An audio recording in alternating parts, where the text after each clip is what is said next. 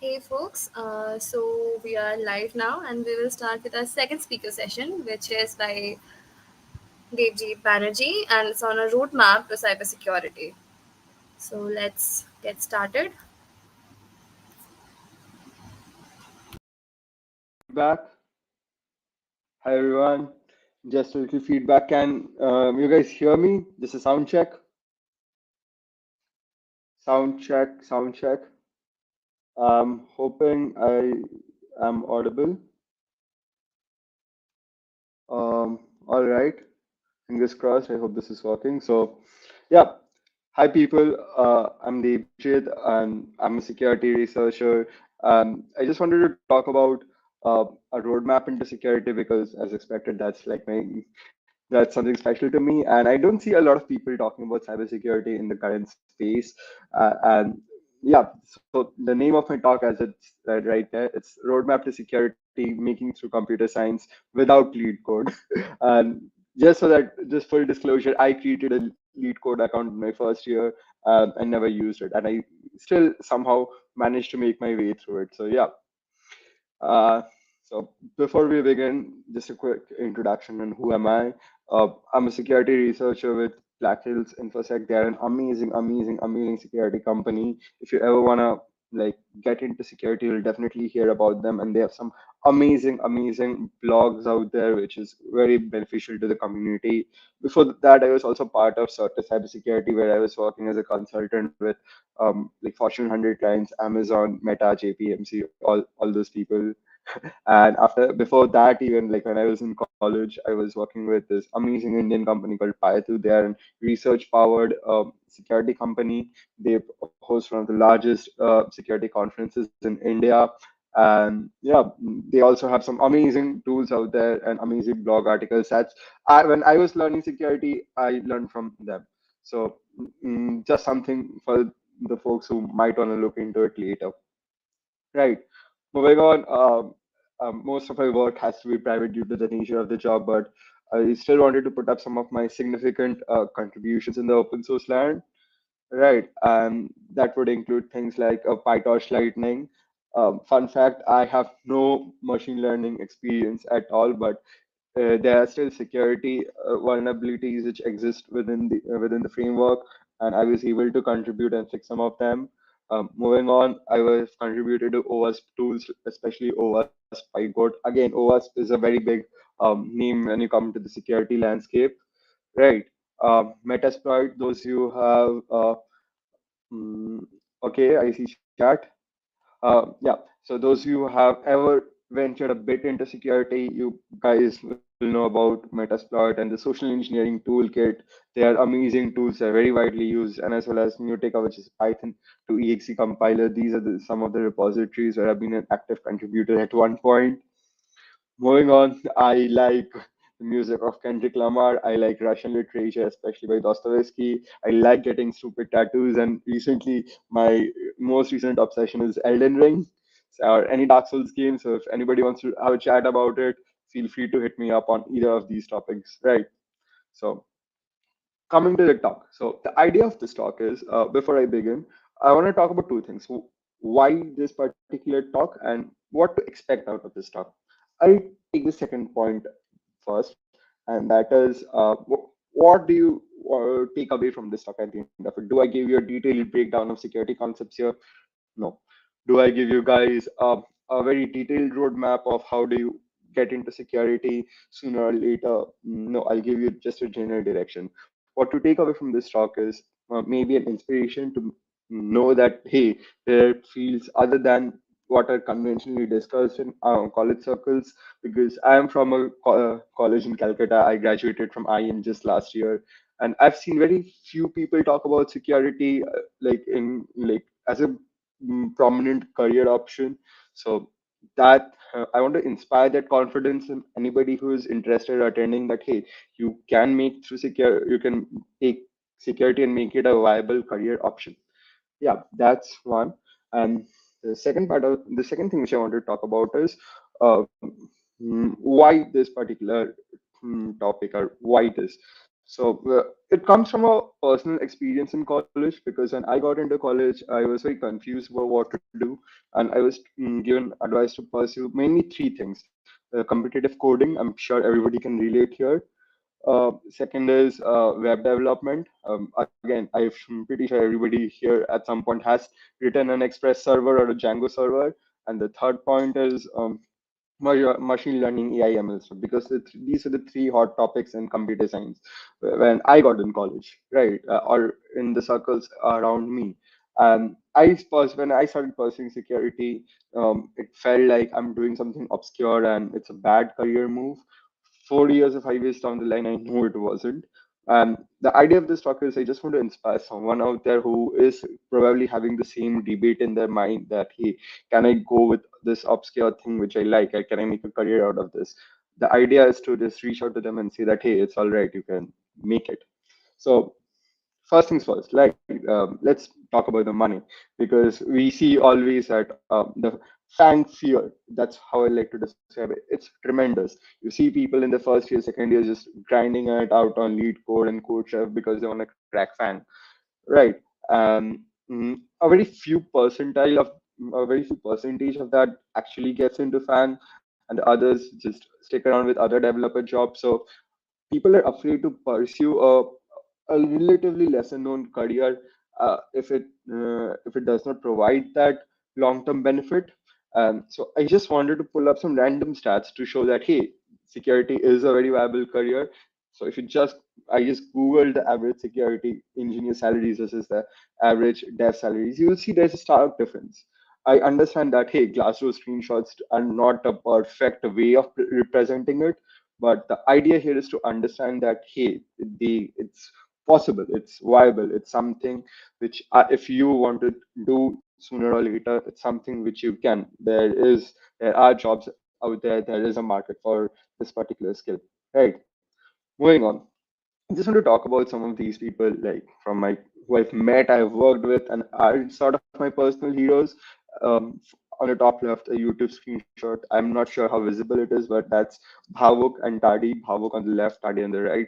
They are people I've worked with. They're amazing security engineers, and Bhavuk made 30K USD in a month just from this stuff. Yes, he has had a lot of experience in this field, like, but he also started at a place where you and I started, right?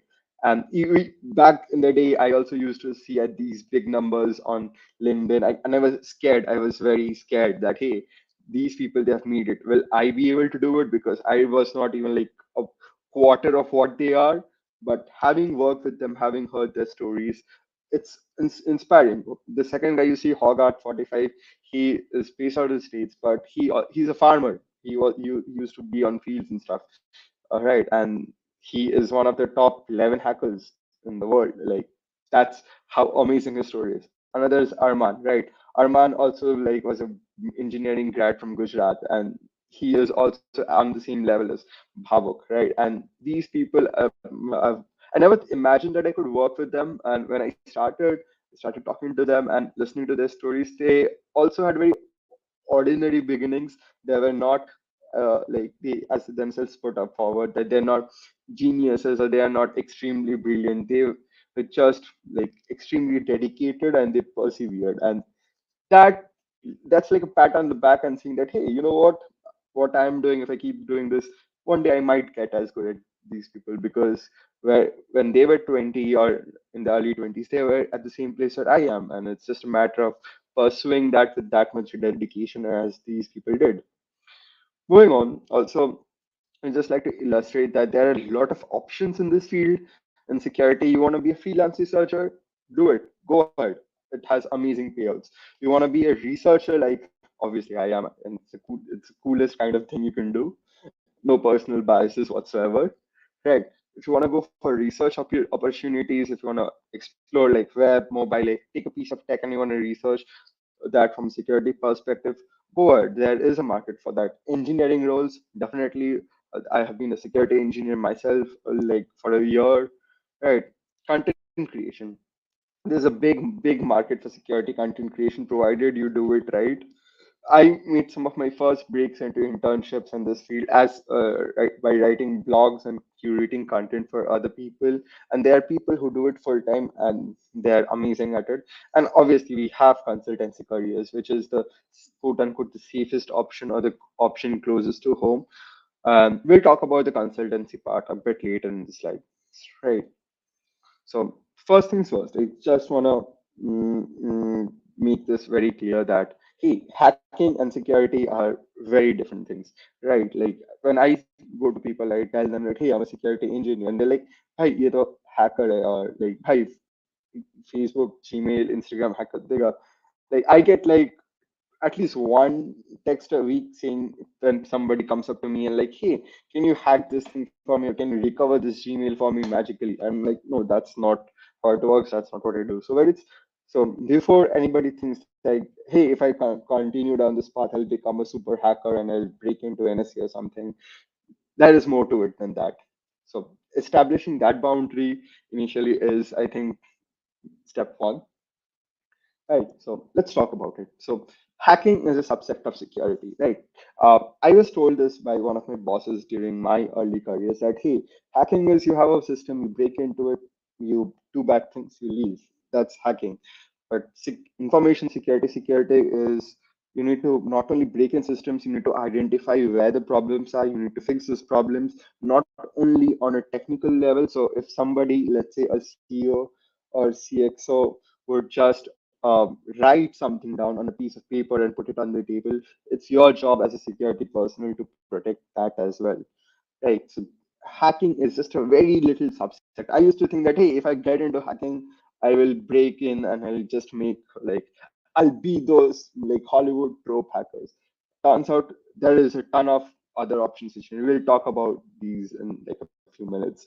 Right. So first thing is yeah, when you talk about hardcore hacking, definitely there are hackers, there are teamers and purple teaming whole other section on that. That is hacking when you're more or less in a technical place where you're breaking in systems, identifying problems, and that's it. But when you talk about security, it's about managing assets. You have data centers, how are they protected? What happens if one of them gets compromised? What happens if one of them fails down, stops working?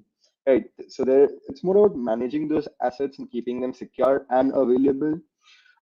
Hacking usually has very specific targets. When you let's say hack something, right? When a company comes to you, they won't say that hey, hack us, this is us, you go hack us. No, they won't say that. They will say that hey, this is a website, we need problems in this. Like let's say you have abc.com.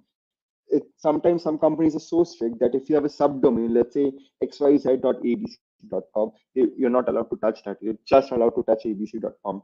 That's how specific these engagements get.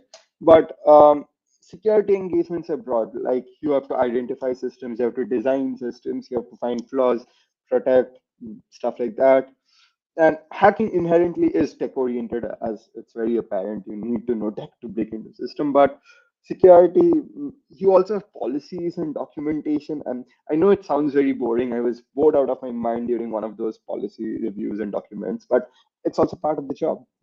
You also have, if you're someone who likes documenting things, if you likes writing and is very particular about how everything is arranged, you can make a career in security. So while we are at it, I'll just take a look at chat. A bunch of highs. Hi everyone. Nice to have everyone around. Also, say hacking seeker rebase ke sath social suck karunga. Please don't. Do not. Please do not hack anyone without their permission. That's how you land up in jail. And trust me, that's not a good place to be. Interested in cybersecurity. CIA would hire you if you're a very good hacker, and you can hack an essay. Just try. What's the worst that can happen? You will disappear. The best and worst part of like security stories are that you cannot share your best stories. That's what makes it exciting. Otherwise, this would have been a very different talk, and I would not be here. Right. So moving on. A career buffet. That's how I like to call it because there's so many other options out there. Right. We'll just talk about it. Let me just jump into it. So yeah, I do not. Oh, I'm so sad that Google Slides did not render the graphic properly, but you guys get the idea. So when we talk about security, let me just take some time to list out the career options which you can have, right? So there are penetration testers, red teamers, blue teamers, researchers, compliance people. There are more. There are vulnerability managers, there are threat hunters, there are policy makers, there are hardening people. There's a whole list. But just to give you a rough overview of what the major places are, like mm, let me just take one at a time. Penetration testers. So let's say you like hacking web apps. You have a website, you want to break into it, get access to the database and stuff stuff like that. Like you like exploiting web apps, you like exploiting mobile apps. One very good example of this is back in the day, Big Basket, they had this vulnerability where let's say you add items to a cart, right? The cart total is $600. You send it to the server. The server calculates it that hey, this guy needs to pay $600. There was this bug where if you intercept that request right in between before it goes to the server, you can do that. We have tools for it. You change that 600 to let's say something like 1 rupee, and you send it to the server. So the server accepts it. Like okay, this guy bought 10 pizzas. It's rupees 1. Makes sense. Let them go ahead with it. Right. So these are the kind of this is just an example of one bug you find in mobile scenarios or web scenarios, even cloud. There are some universities whose cloud assets is still public and writable to this day.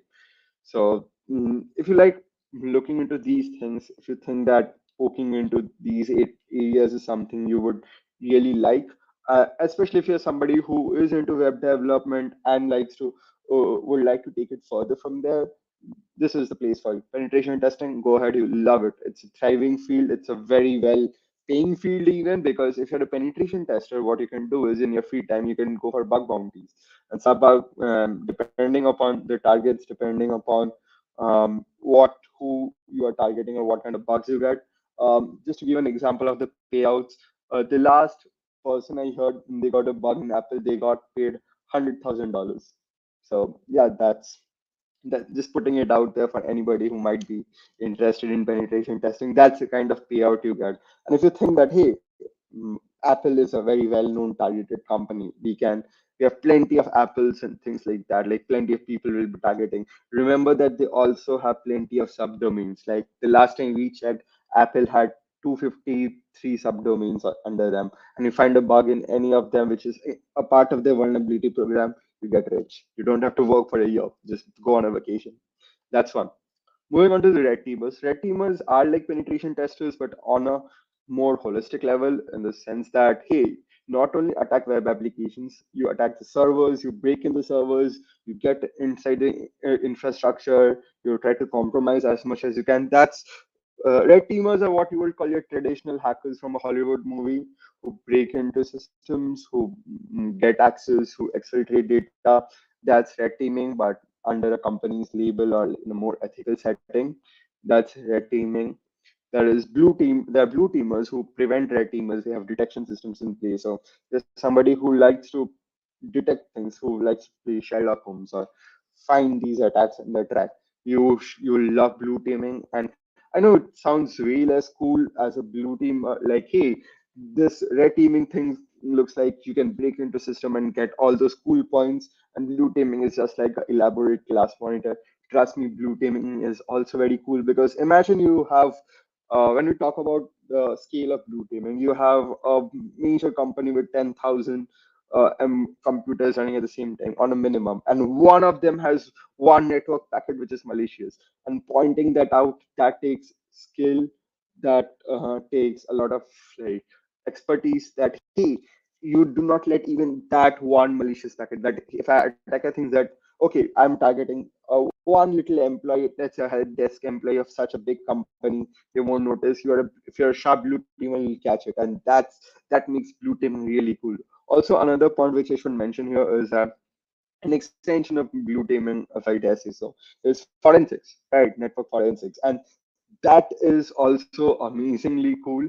Just to give you an example, though this is a very theoretical setting, back in college we did this thing where we retrieved encryption credentials from a CPU by freezing it in liquid nitrogen and retrieving things of it, right? Because after you shut down a computer, the electrons is still there is still a little bit of voltage left in the CPUs and all those memory units, and you freeze it in liquid nitrogen. You put those things very fast. You can still extract those keys and essentially compromise the system. So an extension of blue taming can is forensics, right? And that's cool. That if that doesn't sound cool, I don't know what does.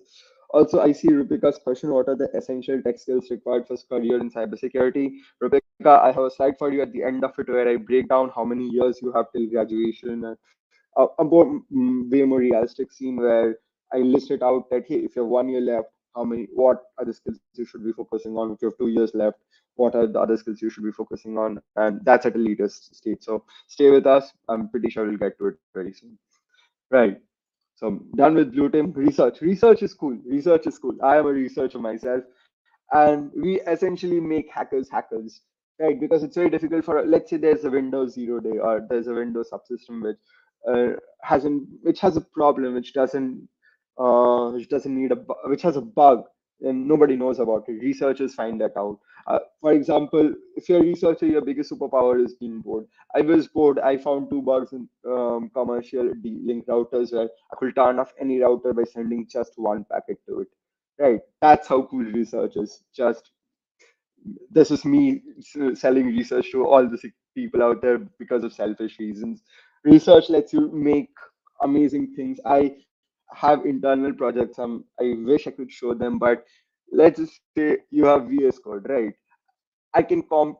I have a project which runs assembly code via C code which is compiled using a node module compiled with a Python framework which goes into VS Code's electrons modules. It's a whole subsystem to compromise essentially VS Code so that your VS Code will function as it is without any changes. You'll barely notice it, but in the backend it will be running my stuff. So I compromise your whole system using this. This isn't just me selling research to anybody who's interested, right? So compliance is another place where we have certain audits like ISO 2001, ISO 2000, and there are plenty of different security compliances depending on which companies or which regions you're working for. You compliance is for people who like complaining. I like complaining, right? That's why I used to work in compliance. But there are two things about compliance which make it a very viable career options is that if you guys know about Europe's GDPR, GDPR compliances are very painful, but if you master it, the companies will like literally not let go of you because they have audits every other day. Right. If you go to a big auditing company and you say that, hey, I know how to do a 2000 ISO 2001 compliance or things like that, they will literally keep you there forever.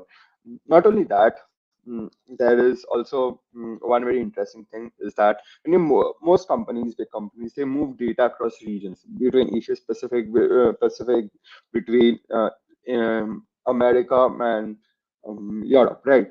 So just each movement which happens, there are data sanctions which need to happen, and as a compliance or an auditor, you need to make sure those compliances are met.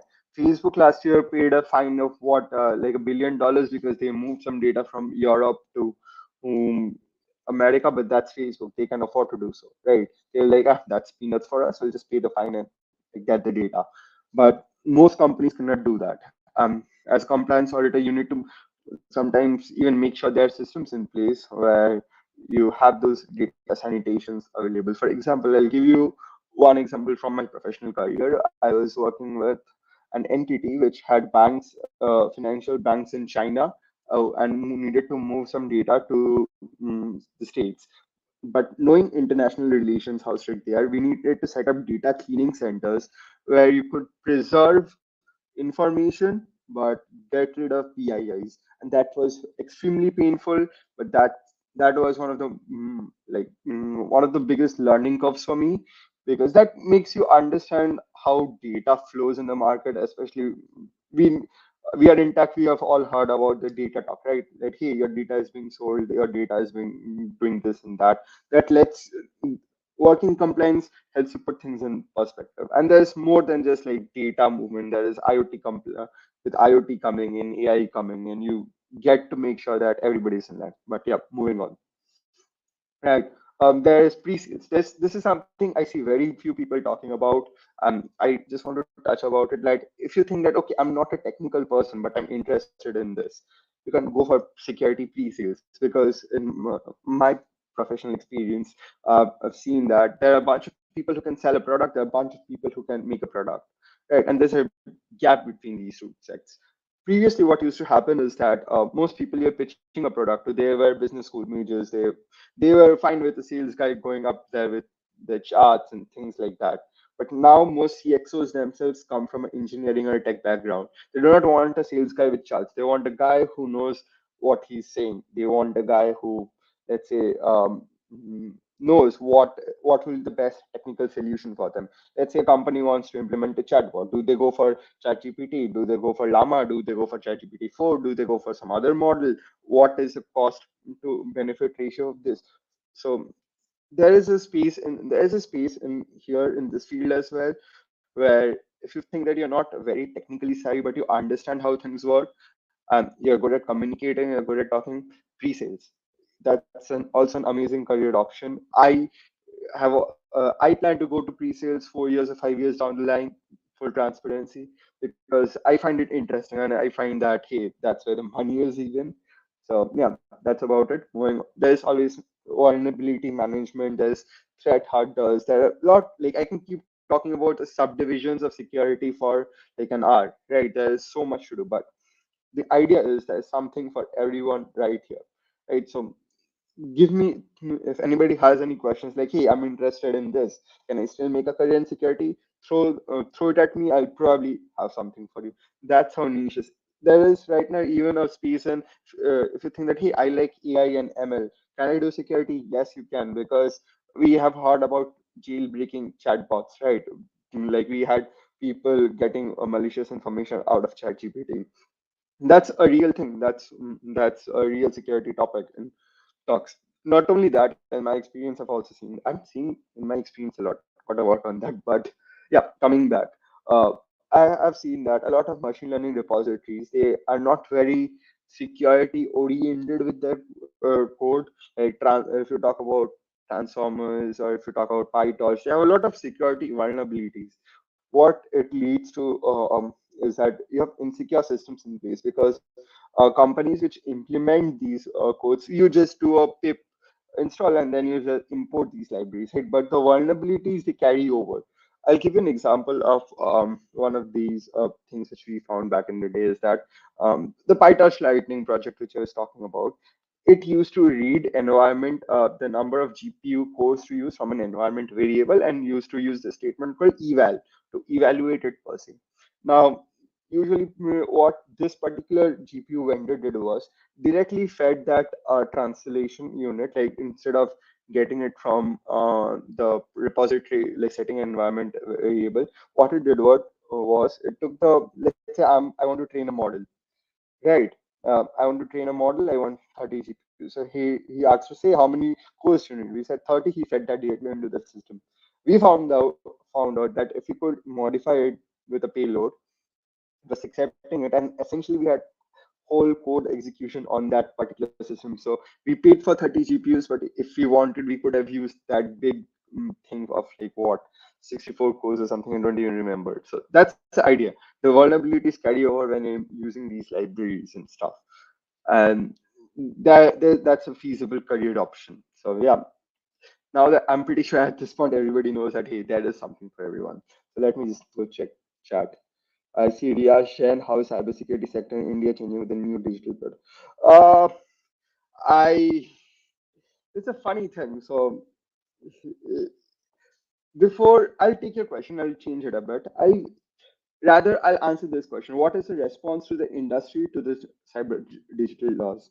There are two things you need to understand. And first is that cybersecurity is seen as an ad hoc service for most sectors. People usually slap, like, they make a product, then they slap security on top of it. That's not how it works, right? You need to integrate into the CI/CD pipeline itself. That's one. That's very important. So a lot of companies, they are very reluctant to do it, and they are like, yeah, we are doing, but the action ratio is very little. Coming to the second point, and that is how is the industry adapting to it. And I have had very terrible. Okay, there are, when we're talking about government infrastructure, things like that, there are two things. Uh, One is the public facing units. Let's say if you want to say that, hey, is UPI safe? Because it's a public facing unit and it's like managed by the government to a certain extent, right? Or is other transactions which we do with the government, are they secure? Yes, they are secure. No questions asked. I'll give you that. Are your personal data is your personal data protected? Yes, it is protected to a certain extent. It like I mean the government already has your data. Why would it like try to take that data from you? Right. But the one big problem which I found while working with the government at various levels is that the internal data security policies they suck. I'll give you one example. I was working with this bank and they had a data unit where they stored customer data, and that was fortified, that was untouchable, right? That was like secure to the fullest extent. It was amazing, piece of art, no questions asked. But the help desk guy who was connected to the same network, he was using a Windows XP computer in 2021, and that has like vulnerabilities throughout. So that kind of negates the whole thing, because if I can like hack that computer, you're part of the same network, I can do damage. So it's very funny how this scene. I'm pretty sure that different sectors handle it differently, but this is what I have seen. So moving on. Also, talking about data, personal data protection, things like that. I really, like, if you're interested in that, if you're interested in others and stuff like that, they use something called. Just look into how Aadhaar numbers are generated. There's something called Van Hoff's algorithm where the Aadhaar number uses itself to verify itself. It's amazing, and yeah, something for the CS nerds out there to look into. So let's get practical for a second. Let's talk about the hiring scene. So most of the people, when you fourth year guys are already facing it when they sit for placements, and people who will be settled for placement, these are the major players in the Calcutta market. I'll be very specific here. Like obviously Deloitte, EY, TCS, these are like everywhere. But if you're talking about the Calcutta market or the places for the companies which hire around Calcutta, these are the places where I know they hire security people. Um, So Deloitte is obviously out there. Deloitte USA, Deloitte India, both of them. Deloitte USA also hires auditors and compliance people. So remember when I talked about compliance and things like that.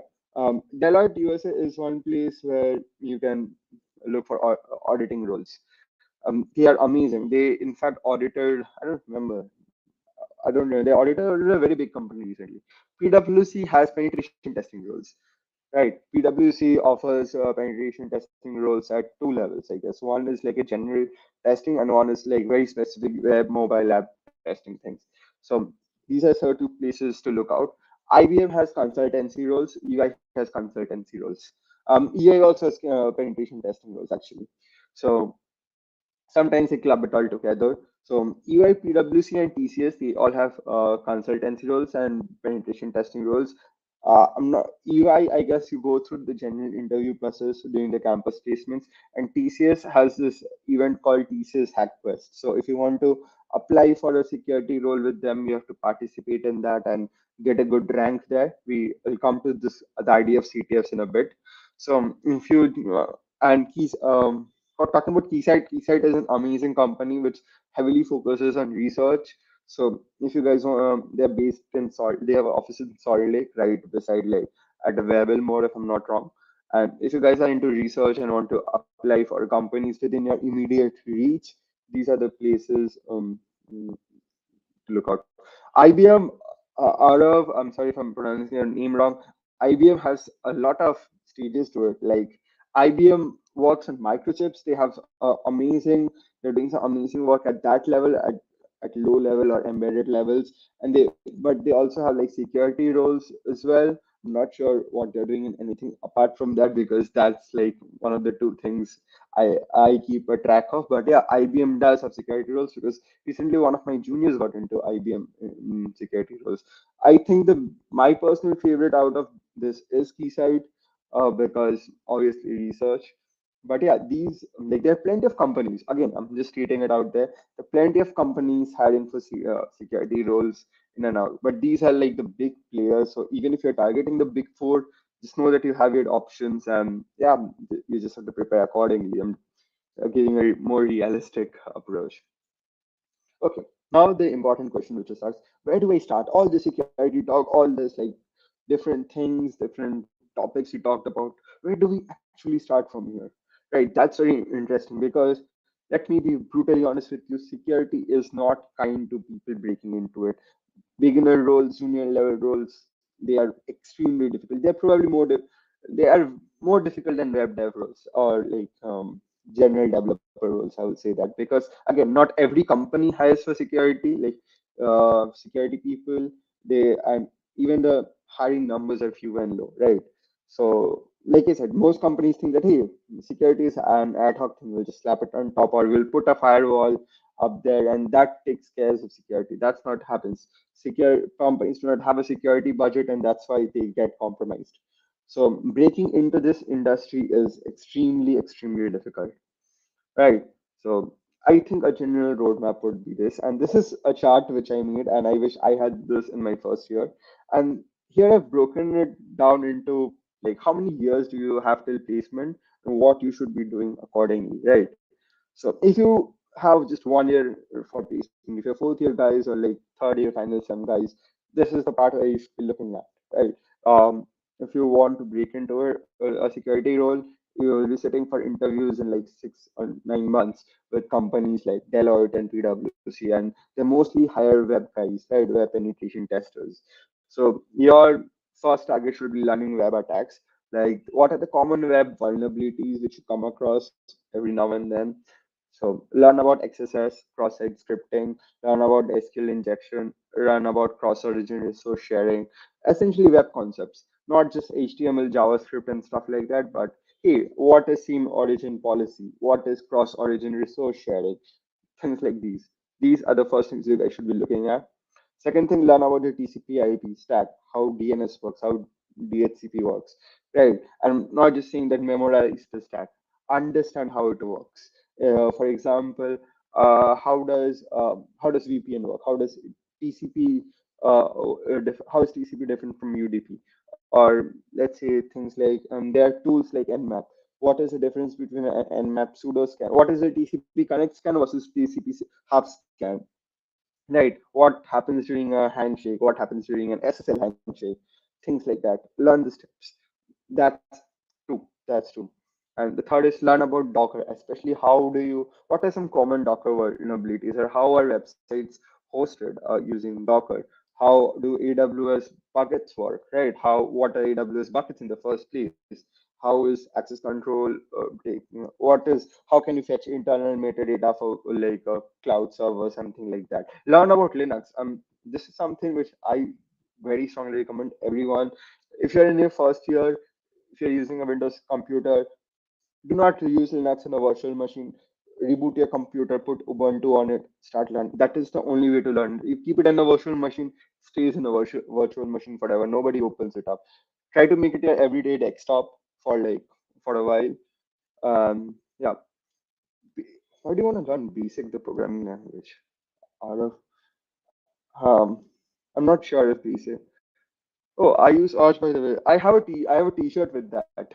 I use Arch by the way because I used to post a lot on Reddit about those desktop rising things, and I got one of those. I use Arch by the way T-shirts, and now I'm using Windows and Mac, so that's sad because of work. Anyways, hi Tamagna, you're really cool. I give you the cool points.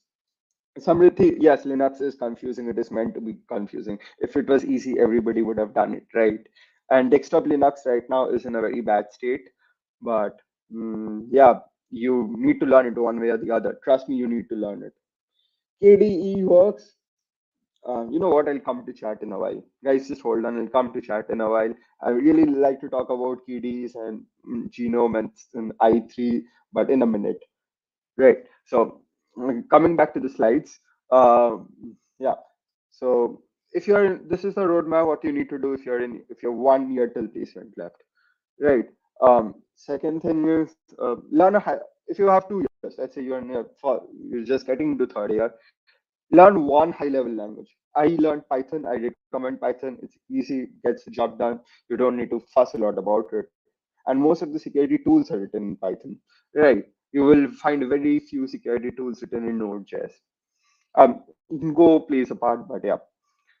Second thing is learn a low level language, preferably C, because C is a very beautiful language. While we're on the topic of C, I will just everybody hear this question, come back to me with an answer. Is that when I say about talking C, I do not mean that, hey, how do you reverse a linked list? How do you do this? How do you do that? You essentially find answers to questions like this. Let's say when you're mallocking a chunk, let's say I need 10 bytes, I use malloc to get 10 bytes, right? Essentially, I pass the size to it, it gives me a pointer back. But when I'm freeing that chunk, I just pass the pointer. How does the free function know that, hey, do I need to free 10 chunks? Do I need to free 100 chunks? Do I need to free 2000 chunks? How does it know that? So these are the questions which you need to ask yourself when you're learning C, right? And yeah, learn C, learn how low level works, learn how kernel works, learn how isolation works, how does Docker work under the hood. That's definitely out there. Huh. Final thing, play CTFs. CTFs are our version of lead code problems. Essentially, they give you a system and they say like, hey, go hack the system. They are CTFs can be curated. For example, there are two websites called Hack the Box and Try Hack Me. I used to be very active on Try Hack Me, where they used to give you very specific use cases like, hey, this is a box for learning XSS. So you know where to learn XSS. What this does, it makes you familiar with the system. So when you are browsing the web or when you're later working, you come across a similar pattern. You know what to try and what not to. That's your that's what you do if have 2 years left. Let's say you have 3 years left. Start getting into CTFs more aggressively. Play competitive CTFs. Calcutta Police hosts a CTF. I'm not sure if they hosted this year or not. That's what I used to buy my laptop when I was in college because I was a broke kid. But yeah, play competitive CTFs, do bug bounties. Bug bounties are essentially, let's say I own a company, I do not want anybody to hack me. So I say that, hey, if you guys hack me, if somebody hacks me, I'll pay them $100 depending on the bug. So that's bug bounty. Every major company has bug bounty. Initially, you'll not have any success. Let's assume for 2 years you won't see any success at all, but you keep following along with it. Trust me, it will make sense. Second, coming to the next thing, publish blogs and articles. That's very important because see, there are 10 different people doing the same thing. So, in order to, the most important thing you need is visibility. You need to gain visibility so that when you let's say go into security circles and they'll know that, oh, hi, I know this guy. I have read his stuff, right? Or I know this guy. I have been following his articles. Then they'll listen to you. That's very important. That gives you the visibility and it helps others. You pay for back to the community because if I did not have I if you look at my GitHub, you'll see something called a code walkthrough where I'm writing a Windows driver or something like that. I'm breaking down the code or like telling people why am I doing this because it helps with the visibilities because I've observed that those are the most starred GitHub repos. And second thing is there's somebody out there who's in your place who needs help. Pay forward to the government because if I did not have my seniors, I wouldn't be here. And I this is my efforts of being that senior to somebody out there. And third thing is contribute to open source. When I say contribute to open source, you can do it two ways. You can obviously go ahead and write security tools. You can contribute to security tools, or you can take what I used to do is you can go to popular repositories. You can point out that hey, this is a security bug which you need to fix. There are plenty of Python popular websites and frameworks written out there, and I'm pretty sure they have vulnerabilities out there. Go ahead, just find the bug, report it. Right, and that's it. That's you secure your repository. That's also one way of contributing. You don't know how to code. You're not very good with coding. You're not like coding. No worries. Just host one of those websites locally and see if you can find a bug or you can find some improvements or let's say it has broken authentication or something like that, right? That is also contributing depending upon the obviously if the authors of the particular repositories are accepting it, but most major secure repositories will, right? And that's one way of getting into that list of contributors, as well as you get CVEs. CVEs are very important. They're like a badge of honor in security. It's essentially like, hey, this person found a bug which nobody else did, a 0 day, right? And that plays a major role in my resume. When I was interviewing during my first few years, I did not have enough certifications. I'll talk about certifications in a while, right? And people were the only reason I got through some of those interviews are because of the CVs. Because remember, job postings are put out by HR, not by technical people usually, right? And HR looks for fancy terms, and CVE is a fancy term which gets you to the interview. Most people who even have this skill, they don't get to the interview because HR is like, nah, this guy's resume doesn't have substance. So that's what it essentially does. Finally, the last tier, which is uh, getting, if you're 4 years ahead of you, you have plenty of time to explore, right? Work on soft skills. Trust me, if you can be the most amazing security guy, if you do not know how to talk or hold a conversation, uh, you won't be able to make it, right? Because at the end of the day, you have to talk to clients, you have to talk to people, and I've seen people rather hire a average security guy who can talk to clients, understand their needs, than somebody who's excellent at the work but cannot communicate. Right, because you will be facing client-facing roles, and you will be not only that, you will be facing clients from across the world. So you need to be adaptable. You need to adjust to things. It might seem very generic, but trust me, if I've seen my seniors who are amazing at this stuff, but they are not getting promotions or not making it through just because they lack on soft skills. Second is get a beginner friendly certification of your choice. Right, I'll talk about certs finally before the talk ends, because certificate security is a very certification driven field where you're up till a point. Because HR, they just Google top 10 cybersecurity certifications, they take that list and put on the job posting. I've seen certifications like, let's say there's a certification of for cooking. I've seen that on a posting for certification, which for a job which require cleaning experience, right? So stuff like that keeps happening. Certification is to keep HR happy, right? And finally, make an ATS friendly resume, because I've seen some terrible resumes. They have good substance, but they do not go through the ATS scanners because of how difficult it is. And while we are on the topic, learn how to ask a question, which is something I got roasted for pretty hard during my college years by my seniors, and that is, you do not go to a person and say that, hey, I have this problem. There's a method to ask a question, that is, I'm having this problem. These are the things I've tried. These are the outcomes. These are the things which I think might be wrong. Here are the relevant configurations and codes. And then you ask a question. Learning how to DM people on LinkedIn. That's also another thing. I do not respond to half of my DMs because it's like, hi, happy to connect, and things like that. I'm like, okay, okay, thumbs up, happy to connect, but I'm not replying to that. So yeah, work on it. Take a screenshot of this if you like. Probably, I'm pretty sure the slides would be shared. I'll also share it on Discord if anybody wants to reach out. So yeah, moving on. The last leg, beginner certifications. Right.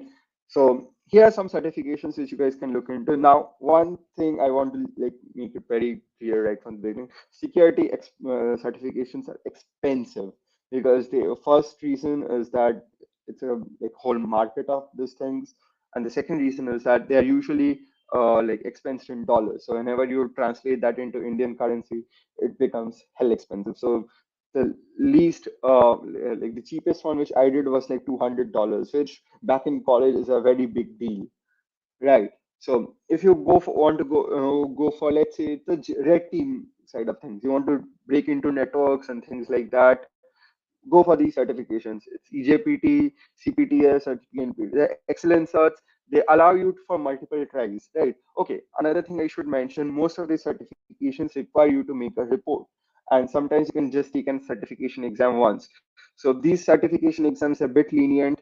Learning to make a security report is a learning journey on its own. It's not like your college homework, or this is something which you're, I've seen that it's something which college people struggle with, because given our education system, it's not something which we are acquainted with a lot, right? So these exams, they let you take multiple tries, even if you like fail, but like two tries or something like that. and PNPT lets you get unlimited tries. I'm not sure what their policies are now, but I think these are good certification exams because they are comparatively easy. You get to adapt because that adapt like getting to adapt takes a lot of time. Second thing is if you want to get good with web apps, get EWPTX version 2 or CBDH. These are specific to web applications where you hack web apps and stuff. Because remember, the first job you should get as a security practitioner will probably be because of web apps because that is the most generic thing people hire for, and that's the way people make it into the industry 99% of the time. Because things like research and all that takes years. I started doing security in January 20th, 2020, right? So I've been doing it 5 years. When I started breaking in, I had to go through web apps as well.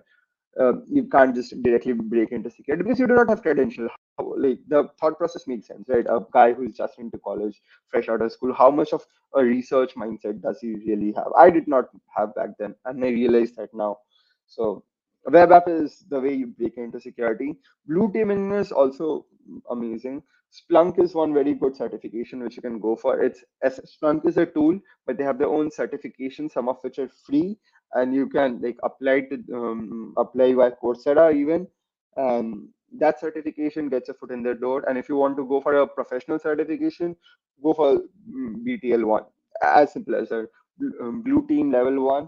They it's an amazing search for blue teams. And a bit of a star mark or not advisable search because if you start googling into like security certifications to do, these two names will come up a lot. A lot of institutions will try to sell you these certs for personal profit. But let me tell you something. In my experience in last 5 years, not seen one single person respect these certifications in the industry. It's usually, like I said, HR, Google's top 10 cybersecurity certifications. These come up, they slap it in, right? But I have not seen these are not useful in the industry. Like last time I checked, might have changed, but yeah, that's just my 2 cents on it. And yeah, I think that's about it. Yeah, thanks everybody for joining. I'll be taking a look at chat right now, and meanwhile, these are my socials. If anybody wants to hit me up there, just feel free to reach out. Okay, I I remember the Arch people. So Magna, you already are on brownie points. Samriddhi Linux is confusing, and the best way to overcome that confusion is I brute forced it. I was like, you know what? I'm not learning with VirtualBox. I just put Ubuntu on a desktop, and I was like, I'll make it work. My first thing which I googled is how to install a browser, and I googled it on my phone because I did not have a browser on my computer, and I've had no idea how to make it work. I've googled things like how to print a line in Bash terminal. Google it. Everything is out there, right? You just have to get used to it, and once you get used to it, you will still break NVIDIA, but that's a different problem. The one KDE, RFKD is a good environment, but I personally like Genome because I don't know, I love the integrations and or i3. I have spent a lot of time configuring i3. I like i3 requests and things like that. It's a tiling window manager, and I just used to love i3. It's either i3 or Genome, but I do not get to say that anymore because due to my security work, I have to shift to Windows. So I miss rising. If you guys rise at any point, feel free to like send me screenshots or stuff like that. I love that stuff. And I use Mac too. Asha, on Mac, I wanted to do that, but see, that's the thing. I can either spend 5 hours trying to make Asha work, or I can use those 5 hours to get work done and get paid for it, right? So right now, that's the mindset. It's a very sad mindset. I understand that because but I'm getting old, man. I'm getting old. And plus this Elden Ring obsession. If I have 5 hours, my brain is like, let me get work done so I can go kill this boss and then get killed by him. Rust, sad noises. We are not talking about Rust. We're not talking about Rust right now. I will rant about Rust, and this call will go on for 2 hours. I've cried, screamed, thrown up, just trying to make Rust. Like do the most basic things with the Rust, making the border checker Rust. My final year project was writing an operating system or at least a bootloader in Rust. Right. So that's out there, and I know the pain. I want to learn Rust, but Rust scary and unreadable. True, true. But I encourage, if you're a developer, like if you're not going to niche, the biggest problem with Rust is finding, with what I do is, since I dive with very niche things, there is not usually support for them, or there's not really a community which we can help out a lot, right? Because like I was working on something very recently, and the only other person I saw mentioning it was one guy in 2008 on a Russian website. So if I've seen that Rust produces those challenges, and I rather use something like C or C or just C. I work in C, right, to get that thing done quickly. Yeah, skill issue for sure, man. Skill issue for sure. Try CTF on. Yeah, CTFs. I recommend going to Try Hack Me first before Hack the Box, because Try Hack Me has levels. They have first info level where they teach you things. They have a box which walks you through. I have a box on Try Hack Me which teaches you some Linux stuff, right? Then you have easy, then you have medium, then you have hard. So definitely recommend everyone to check out Try Hack Me. Airtel placement zero. Man, don't worry about it, dude. Security people come from all places.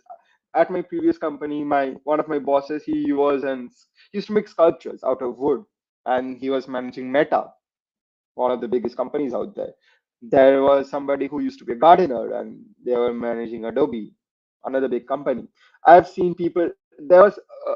I've seen people from all. There was a guy who didn't go to college and he was in security, right? So it doesn't matter. You can just break into it whenever you want. Airtel placement zero. Best of luck, man. Best of luck. I have placement stories. Reach out to me anytime. I'll come over for tea or something like that. I'll tell you my placement stories. No way, Yash Bhaiya is here. Yash seems to be popular. There's a bit of I3 gang rise up. Yes, I3 gang for here. I've never tried Hyperland. Is Kali Linux, man, not Kali Linux. Everybody who has a Linux system, update it because of the recent XZ vulnerability. All of you have backdoors in your systems. College is fun, can't relate. VirtualBox slows down your device, yes, because it's a level 3 hypervisor. Hypervisor is a cool thing. If you want to learn, if you want to properly use a hypervisor, get a rack server, uh, put a layer 1 hypervisor, ESXi or Proxmox over there, play around with it. It's amazing. I plan on doing that as soon as I get my hands on a rack server, that is.